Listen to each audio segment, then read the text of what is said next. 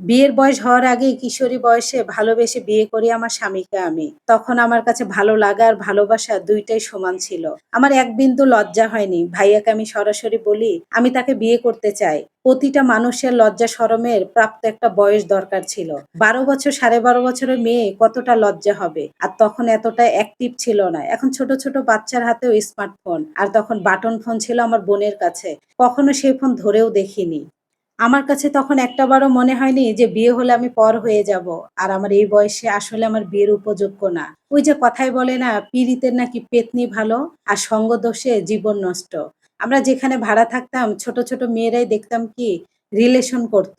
এইভাবেই আর কি আমার জীবনটা সেখানেই থমকে যায়। ওদের দেখাদেখি আমারও জীবনটা অন্যদিকে চলে যায়। আমি তাদেরকে দোষ দিব না। আসলে আমার মা-বাবা ২ জনে চাকরি করতেন, গাইডলাইন দিতে পারেনি। বাবা-মা চাকরি করলে যা হয় তবে তারা চেয়েছিল আমাদের সুখের জন্য আর আমি বেপরোয়া জীবন বেছে নেই। ১৩ বছর বয়সে বিয়ে হয় আমার। শ্বশুরবাড়ি আসার পর সংসারের দায়িত্ব আমার কাঁধে। যেই মেয়েটা প্লেট ধুয়ে কখনো ভাত খেতে পারিনি, সেই মেয়েটা শ্বশুরবাড়ির সকল কাজের দায়িত্ব পালন করতে হয়। শ্বশুরবাড়ির মানুষেরা ৫০ বছরের বুড়ি অভিজ্ঞতা খোঁজে আমার কাছ থেকে। স্বামীর রাগ, অভিমান, বেপরোয়া জীবন সবকিছু বিয়ের পর থেকে যেন মেনে নিতে পারছিলাম। ১৩ বছরের মেয়েটা নিজেকে ৭০ বছরের ধৈর্যশীল মহিলার মতো মনে হতো। আমার ভাই-বোনেরা তার বেপরোয়া জীবনের জন্য অনেকবার চেয়েছে এই সংসার যেন আমি ছেড়ে যাই। তবে কম বয়স হলেও আমার কাছে কেন জানি এটা মনে হতো একটা মেয়ের জীবনে একটাই বিয়ে হয়, ২য় বার আর কোনো বিয়ে হতে পারে না।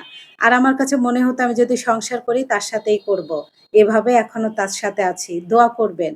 এখন আমি ২ বাচ্চার মা। দিনাজপুর আসার পর থেকে আমার বড় ভাইয়ের অভিযোগ আমি আসি না, এখানে খাই না। আমার ছেলে আমাকে আসতে দেয় না, ভাইকে আমি এটা বুঝাতে পারি না। আমি যেদিন আসি ওইদিন থেকেই নাকি বলে ভাইয়া অনেক কষ্ট পেয়েছে, কান্না করে। আমার বাচ্চাটা এদিকে আসলেই কান্না করে। তো ভাবি রান্না করেছে, আমার হাসব্যান্ড আসছে, আমরা চলে যাব ঢাকায়। তো আমার হাসব্যান্ডকে খেতে দিছে আর ভাবিকে বলছি যে আলু ভর্তা বানাতে। এই ঘরেই আমার বাবা থাকতো, ভাবি এক সাইডে থাকে, আমার ছোট ভাই আরেক সাইডে ছিল।